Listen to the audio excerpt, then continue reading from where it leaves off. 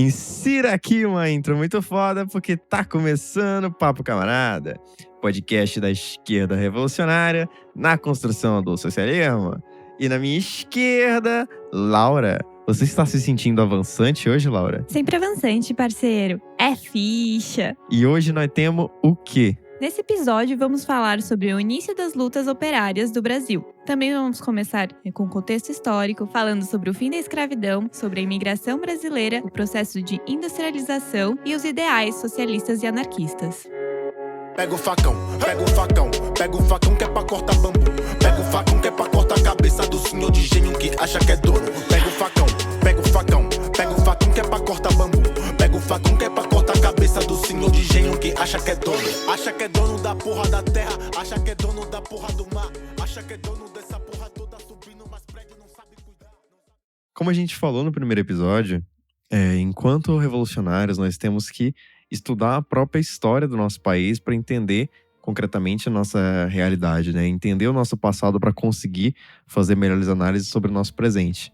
E quando a gente fala de Brasil, a gente está falando do país que teve a maior escravidão negra do mundo. A gente está falando do país que tinha amas de leite. Está falando do país que saiu direto da escravidão para um plano de extermínio negro continuado. A história do Brasil é a história do genocídio negro. Sem a gente compreender isso, a gente vai ser incapaz de compreender o processo histórico brasileiro, de compreender a criação do capitalismo brasileiro, a transição do modo de produção escravagista para o modo de produção capitalista no Brasil. O país que não fez reforma agrária, que gerou uma massa de pessoas negras despossuídas, totalmente desalentadas. Agora falando do fim da escravidão, em dia 13 de maio de 1888 foi assinada a Lei Áurea pela Princesa Isabel. Ela continha apenas 2 artigos e deixou os negros de nosso país desamparados. Os motivos da sua assinatura, além das lutas árduas de um povo discriminado, foi por conta do preço do tráfico do negro. Se tornou bem mais caro do que a mão assalariada. E vinha da Europa uma ideologia eugenista, buscando branquear o povo brasileiro. Sem empregos ou qualquer bem material, foram largados, destratados por toda a estrutura social. E podemos ver em algumas leis. Alguns anos antes da Lei Áurea, temos a Lei Saraiva, de 9 de janeiro de 1881, que instituiu o título de eleitor, porém proibiu o voto de analfabetos. E mesmo após a abolição, não houve mudanças. Então os negros não podiam votar, não podiam participar de nenhuma questão política. Como outro exemplo, podemos também citar o Código Penal, de 11 de outubro de 1890, apenas 3 anos depois da Lei Áurea. E tinha um capítulo inteiro para falar sobre vadios e capoeiras. O artigo sobre os vadios dizia que era proibido não estar trabalhando e não ter uma moradia. Mas paramos para pensar o que os negros tinham? Que oportunidade eles tiveram de ter um trabalho ou uma moradia? No outro artigo, falando sobre a capoeira, dizia que era proibido praticar a capoeira em locais públicos, ou até mesmo ser de grupos de capoeiragem, que poderia ser levado até mesmo à prisão. Um adendo muito importante é que se formos pesquisar agora capoeiragem no Google, ainda será definida como malandragem ou desordeiro. Sempre bom lembrar também, antes da gente avançar, que quando a gente fala dessa abolição, a gente lembrar que isso não veio por uma benevolência do sistema, isso não veio por uma benevolência da princesa, né? Não foi a princesa, foram as lutas do nosso povo, né? A gente tem uma história gigantesca de lutas e de revoltas do povo preto no Brasil. A exemplo da revolta dos malês, dos quilombos brasileiros e tantos outros exemplos. Então essa imposição que vem do capitalismo britânico para o Brasil se dá por uma própria necessidade do capitalismo, da reprodução do sistema. Porque o capitalismo britânico já estava se desenvolvendo e precisava de mercado, né? Precisava de consumidor para conseguir completar o seu ciclo, né? E escravo não consome, né? Escravo não tem salário. E aqui no Brasil, infelizmente, nós fomos um dos maiores expoentes do chamado racismo científico, que na verdade de científico não tinha nada e eram pesquisadores, instituições internacionais que tentavam achar, né, alguma comprovação científica da supremacia branca para justificar a escravidão, a subserviência do povo negro, né, o porquê o povo negro seria subdesenvolvido e por que ele deveria ficar na tutela, né, porque eles deveriam ser tutelados. pelos brancos, né? Que os brancos fazem, na verdade, um favor pro povo preto. O Brasil foi um dos maiores participantes disso, né? A gente participava de congressos internacionais, nosso querido imperador fazia parte dessa galera. E a gente adicionou aqui, né? A gente aderiu a tudo que tinha de mais podre dessa ideologia. A criminologia brasileira pegou muito do Lombroso, né? O tipo, né? O ser humano naturalmente, biologicamente adepto à vadiagem, a ser preguiçoso, a ser criminoso, violento, estuprador e etc. É o homem negro, é o homem pardo, é o homem mulato. E isso vem dessa galerinha aí, né? O racismo científico no Brasil, ao contrário dos outros racismos científicos pelo mundo, que acreditavam no apartheid, né? Que acreditavam que a gente deveria separar pretos e brancos nessa lógica de guetos, porque não poderia ocorrer a miscigenação, né? Que o gene preto iria corromper a genética perfeita dos brancos e etc. No Brasil se acreditava o contrário, que o Brasil era atrasado porque aqui tinha muito preto, muito índio. Logo, eles deveriam branquear a população, né? Porque o gene branco seria superior e aí eles conseguiriam exterminar totalmente, e a gente tem documentos brasileiros históricos sobre isso. A gente tem documentos do Brasil de 1911 apresentados em conferências internacionais do racismo científico que previam exterminar completamente a população negra até 2011, ou seja, em 100 anos. Esse foi o plano da República Velha, do Brasil Império, do Estado brasileiro, né? Da formação do Estado brasileiro, que foi continuado, né? A gente vive esse genocídio continuado. Daí, a estratégia do governo brasileiro, né?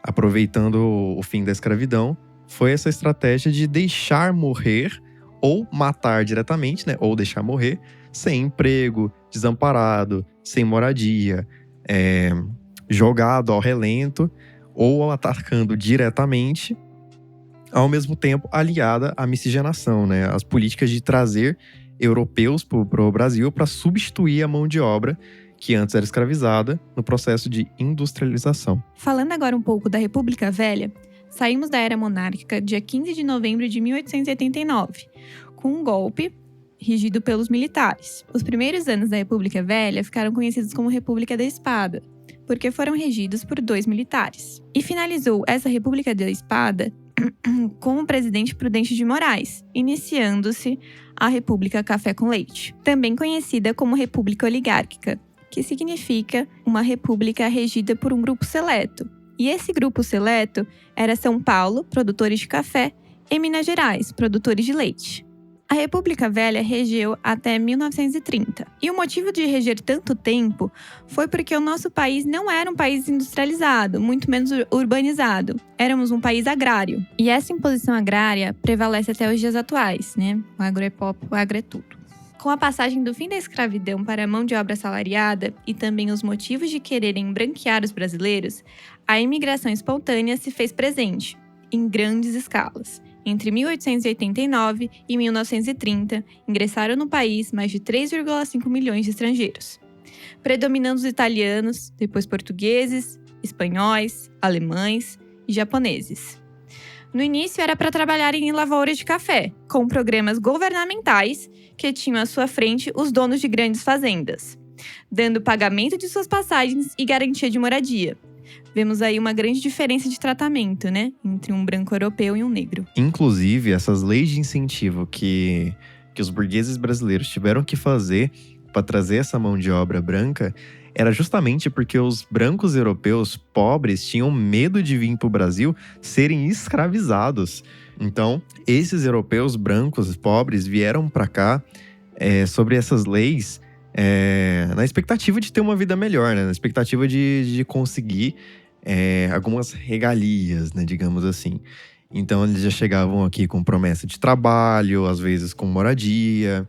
E para quem foi de São Paulo, inclusive, fica aqui a recomendação para visitar o Museu da Imigração, que fica ali na Moca. Lá, você vai ver que conta um pouco de como que era esse processo, né?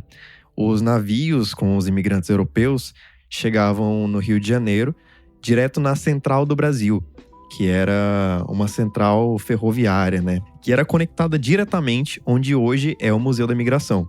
É um casarão gigantesco que recebia essas pessoas para tratar esses trabalhadores. E aí você tinha atendimentos médicos, você tinha ali para ver se as pessoas estavam doentes, para tomar as vacinas, dentistas. O local servia também como uma hospedagem temporária, até que a pessoa conseguisse ali arrumar a sua vida, né? Conseguir trabalho, moradia e etc.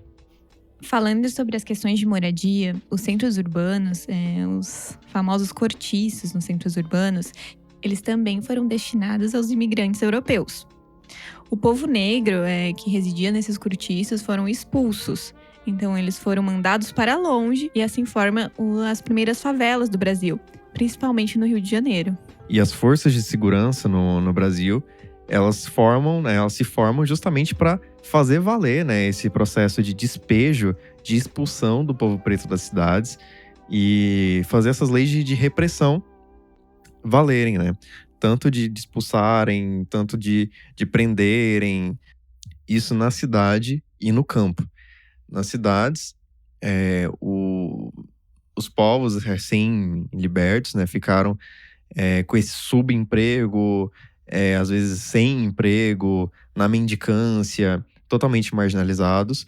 Por enquanto, quem estava no campo, ou quem fugiu para o campo para tentar uma outra vida, para tentar se organizar novamente, fazer uma ocupação, uma retomada de terra, também foram reprimidos pelas leis de terra no Brasil, que expulsou essas pessoas, né, e perseguiu essas pessoas no campo brasileiro para que eles não tivessem terra, né?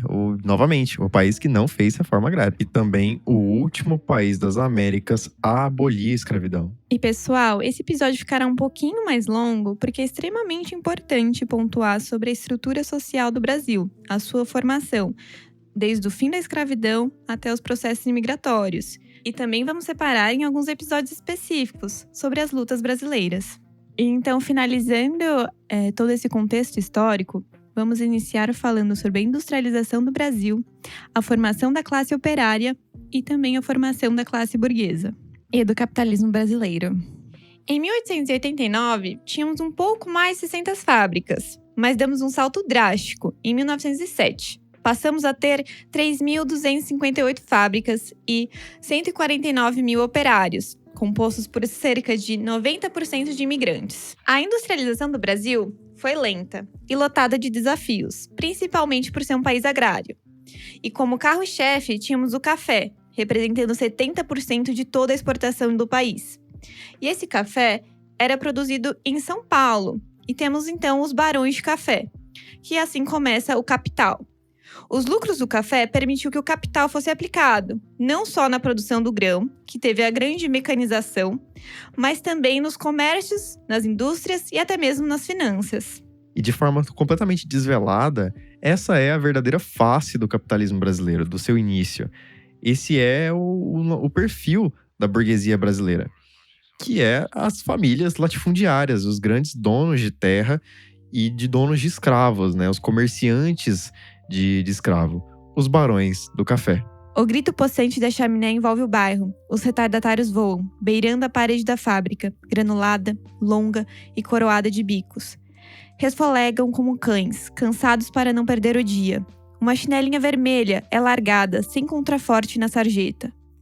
Um pé descalço se fere nos cacos de uma garrafa de leite. Uma garota parda vai pulando e chorando ao alcançar a porta negra. O último pontapé na bola de meia. O apito acaba num sopro. As máquinas se movimentam com desespero. A rua está triste e deserta. Cascas de bananas. O resto de fumaça fugindo. Sangue misturado com leite. Patrícia Galvão, Parque Industrial, 1933.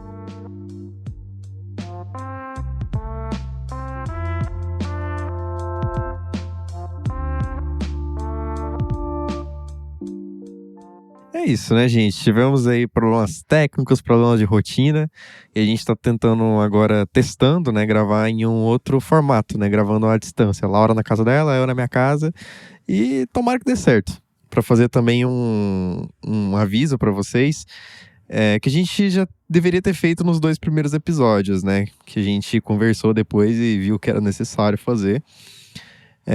E também que a gente achou que já tinha ficado implícito, né? No primeiro episódio que a gente falou um pouco sobre quem a gente é dizer que nós não somos historiadores, filósofos, nós não somos sociólogos, cientistas sociais e etc.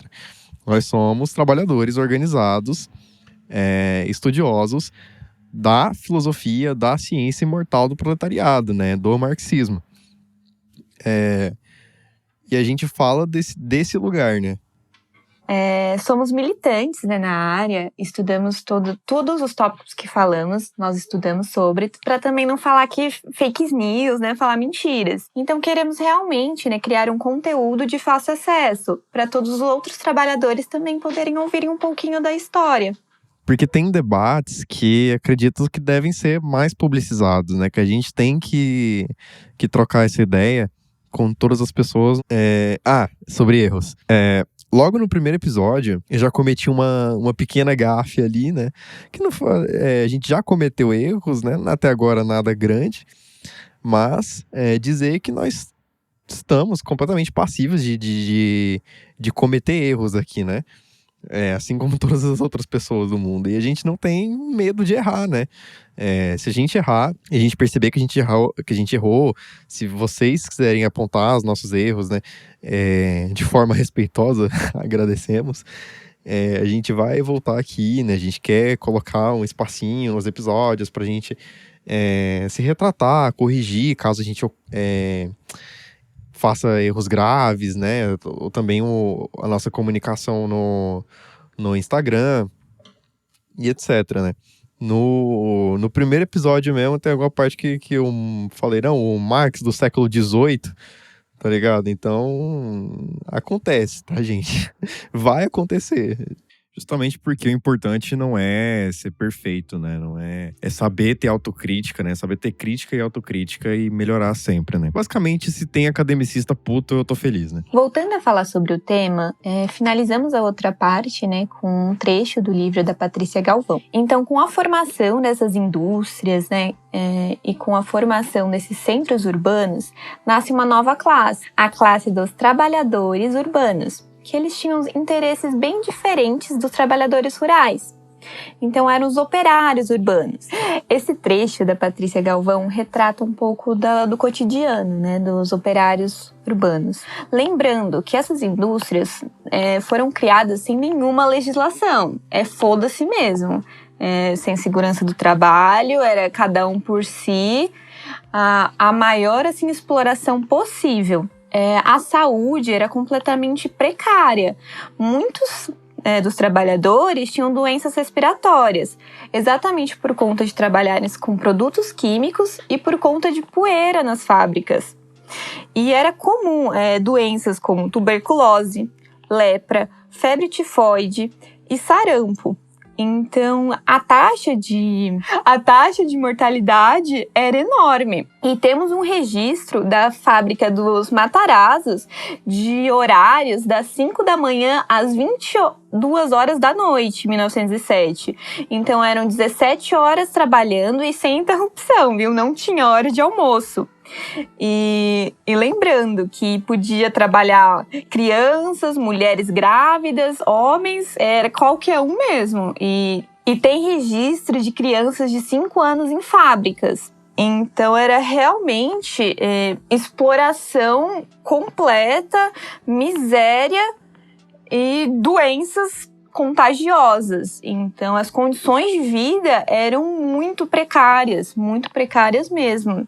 Ou seja, o medo dos brancos pobres europeus de serem escravizados no Brasil se concretizou.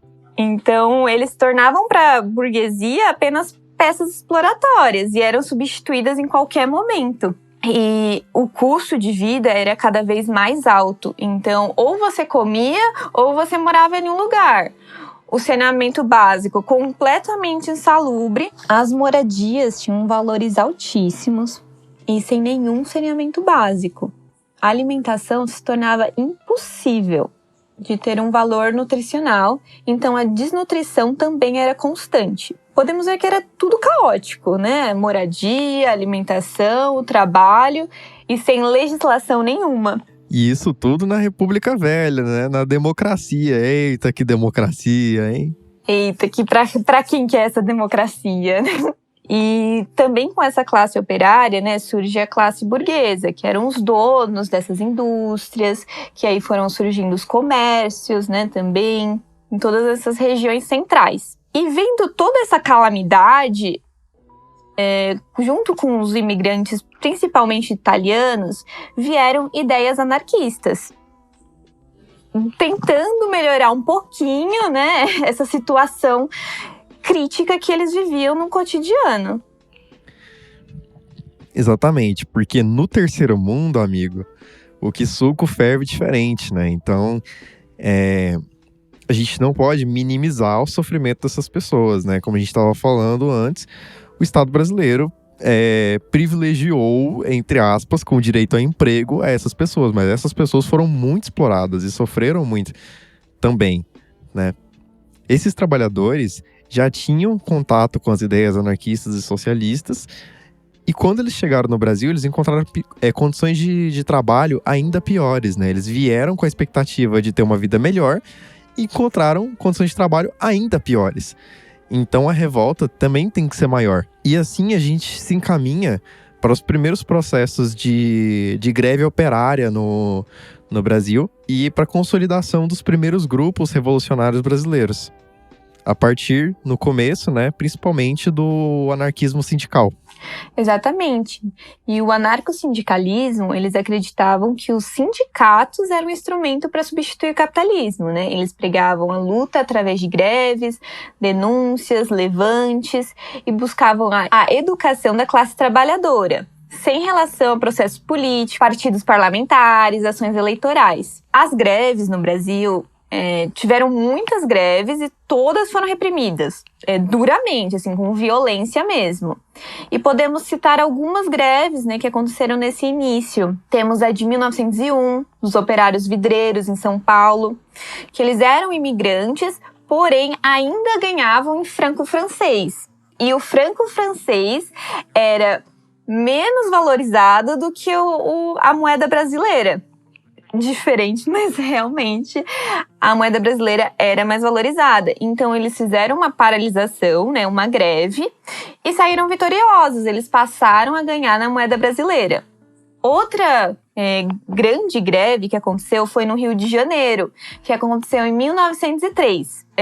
Foram 40 mil operários das indústrias têxteis, alguns outros trabalhadores, como pedreiros, alfaiates, que eles buscaram melhores condições de trabalho, mas também foi completamente repreendida, com muita violência.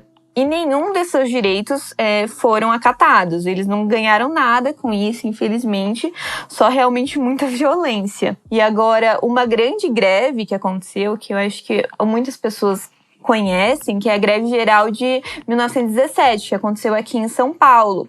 E nessa greve, as bandeiras que foram erguidas eram as bandeiras do anarcossindicalismo, as bandeiras pretas do anarquismo, né? E foi provocada por operários e comerciantes da cidade de São Paulo. Só que durou de junho a julho. E esse movimento, né, não ficou só em São Paulo. Ele chegou em outras cidades, como no Rio de Janeiro, Recife, Porto Alegre. E devido ao grande aumento do custo de vida, também por causa da Primeira Guerra, eles tentavam buscar um aumento salarial. E conseguiram, viu? Eles conseguiram essa reivindicação. Então, eles tiveram esse aumento salarial. E o anarcossindicalismo ganhou muita força no Brasil, diferente do socialismo, porque as primeiras vertentes do socialismo no Brasil foi o socialismo utópico e não chegava à massa. Então, esses ideais socialistas que vieram não conseguiu trazer nada, nenhuma reivindicação, nenhuma luta, não conseguia mover esse povo trabalhador para realmente ter uma boa organização e lutar pelas causas que eles precisavam. Então, o anarcossindicalismo vem para isso, para usar esses sindicais para trazer essas lutas e essas reivindicações de melhoras. E o que aconteceu também em 17, né, gente? A Revolução Russa, né? A primeira vez na história da humanidade em que o proletariado toma o poder e o proletariado fica no poder, né? Essa revolução teve uma importância mundial muito grande, né? Nós temos registros de que as notícias dessa revolução chegaram no mundo inteiro, né? E fizeram a burguesia internacional tremer de medo, né? E com razão, né? Porque nos próximos anos a gente teve revoluções em todos os lugares do mundo, né? A gente tem a revolução da Mongólia ali logo depois, né? E aqui no Brasil não foi diferente. Esses processos de luta foram se agudizando, né? E aqui, como o anarquismo sindical era a maior força de luta, até mesmo o primeiro partido comunista brasileiro, que inclusive foi o primeiro partido comunista da América Latina, fundado em 22, foi fundado inclusive por pessoas afeiças ao anarcossindicalismo, né?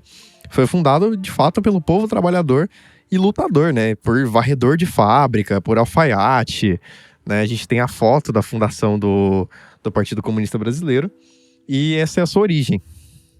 E como a camarada falou anteriormente, o socialismo que tinha chegado para os trabalhadores antes, né, era o socialismo utópico, né? Um socialismo que não tinha respaldo na realidade de vida dessas pessoas, né? E a partir da influência de 17, chegou também, né, o socialismo marxista, né, combativo, de organização do proletariado, né, o marxismo-leninismo. E com, né, a fundação do PCB, né, o Partido Comunista, em 22, um dos seus filiados, Otávio Brandão, em 1923, realiza a primeira tradução do Manifesto Comunista, que foi publicada no jornal Sindical. E desde a sua fundação, os comunistas travaram muitas lutas da classe trabalhadora, né, na história do Brasil. Já em 25, apesar de, nesta época, ainda não ser um comunista, nós temos a figura de Luiz Carlos Prestes, né, que vai ser um dos líderes do movimento tenentista e da Coluna Prestes. Meus amigos, Coluna Prestes é um dos movimentos históricos que a gente mal aprende na escola ou nem aprende e que é simplesmente incrível. A gente tem, fica aí, né, a FIC, que existe a teoria de que Mao Zedong se baseou, inclusive, né, no processo revolucionário chinês, na estratégia da Coluna Prestes, né, na guerra a experiência do Brasil na guerra de movimento, né. Posteriormente, a gente vai fazer episódios mais detalhados sobre cada luta, sobre cada movimento brasileiro, né. Mas aqui, fazendo um resumo do que foi a Coluna Prestes, foi um movimento de militares de esquerda, marcharam a pé mesmo, o Brasil, praticamente o Brasil inteiro, travando lutas contra o exército brasileiro para derrubar a República Velha, né? Que, na verdade, não era uma república, que não era democrática, né? As eleições eram fraudadas, a população, como em geral, não podia votar. Para derrubar essa república, eles fizeram esse movimento, que foi uma guerra, né, uma guerrilha de movimento, em que, naquela época, né, a gente tá falando de 1925, ainda era difícil acesso a veículos, né? Então os exércitos se movimentavam a pé e a cavalo mesmo. E por isso, um exército maior tinha uma desvantagem de movimento em relação a um exército menor. E justamente pelo conhecimento de geografia do próprio país, a Coluna Prestes conseguiu combater de frente o exército brasileiro e correr, se esconder, atacar de novo, correr, fugir, porque o exército brasileiro era muito maior e demorava muito mais para se locomover. Então os caras, passaram por todo tipo de bioma brasileiro e o Prestes começou ali a se radicalizar, a escrever sobre a situação do povo brasileiro no Brasil profundo, no Brasil real, né? No interior do Brasil. vendo ali a situação do povo, que era basicamente um verdadeiro velho oeste, né? A gente tá falando do país do coronelismo. No interior do Brasil era um verdadeiro cada um por si. E essa situação que o Prestes encontra, né? Chamando o povo pra luta, tentando ali armar o povo do jeito que dava, né? Pra fazer essa luta. A coluna Prestes vai durar ali 2 anos, terminando ali em 27, e não vai conseguir depor o governo da República Velha.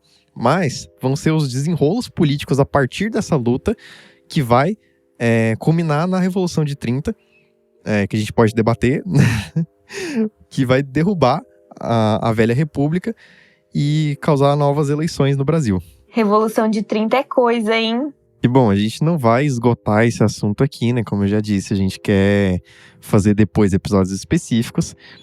E nos próximos episódios, né, a gente quer transformar isso aqui numa série. A gente vai falar de outras e outras lutas que vieram depois do nosso povo, né? Como a intentona de 35, né? Uma tentativa de revolução comunista no Brasil. E a gente vai avançando, né? Nas décadas para falar da história do movimento comunista no Brasil, que muitas das vezes é um assunto esquecido pela nossa própria militância, né? Às vezes a gente desconhece profundamente a nossa própria história e a história do nosso movimento no nosso país, com o nosso povo. A coluna Prestes foi muito importante, né, para toda a história do nosso Brasil. Agora falando um pouquinho, né, o que essas paralisações, o que essas greves, essas denúncias, esses levantes conquistaram, né, foram algumas leis que realmente ajudaram, né, o povo trabalhador, o proletário fabril principalmente. Em 1923, o cachorro aqui latino, porra! Nas escolas não aprendemos o quanto é importante, o quanto foi importante essas lutas para as leis brasileiras, para as leis trabalhistas brasileiras, o quanto a classe operária lutou por essas leis. E teve sim algumas conquistas com essas greves, com essas denúncias, esses levantes. Em 1923 é criado o Conselho Nacional do Trabalho, o CNT, que ele não era realmente uma lei, ele era um conselho que buscava entender, estudar a classe proletária para tentar ajudar em algumas leis, né, tentar favorecer de algum jeito a classe trabalhadora.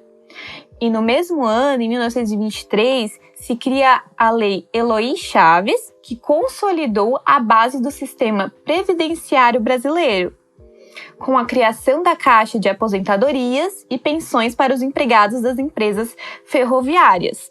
Em 1925, a gente tem a primeira lei de férias, que seria o descanso, né? Naquela época não eram os 30 dias que conhecemos, mas já eram os 15 dias de férias aos empregados de estabelecimentos comerciais, industriais, bancários e que não tinha prejuízo para esses trabalhadores.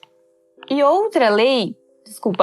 outro código foi em 1927, que era o Código dos Menores, que foi a primeira lei brasileira, as primeiras leis brasileiras que tinham alguma assistência e proteção aos menores. Então, para não ter mais aquelas crianças de 5 anos no chão de fábrica, para elas poderem estudar, enfim, todas essas leis que deixava a criança ser criança.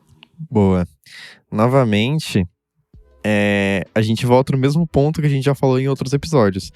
Toda a face humana do capitalismo foi conquistada pelos nossos camaradas com muita luta, né? Nada nos foi dado. E quando a gente olha para o nosso passado, a gente consegue ver isso, né? Como que tudo teve que ser conquistado.